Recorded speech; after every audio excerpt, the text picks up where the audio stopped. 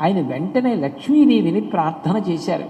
అమ్మా, ఇంత బాధతో ఉంది, ఈవిడ్ని అనుగ్రహించమ్మా. అదే కనకధారా స్తోత్రం. ద్రవిణాంబుధార అని శంకరాచార్యులు వారు అన్నారు. ద్రవిణము అంటే బంగారం, దాన్ని కనకధార అని మార్చారు.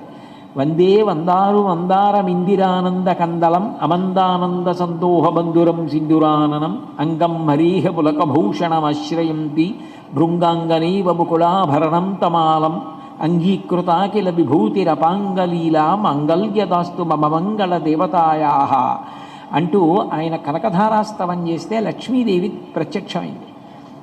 ఆవిడంది, శంకర, నేను ఆమెకి ఏదైనా ఇవ్వాలి అంటే చిన్న పుణ్యమైనా గతంలో చేసినది ఉంటే దాన్ని అడ్డు పెట్టి ఎంతైనా ఇస్తాను.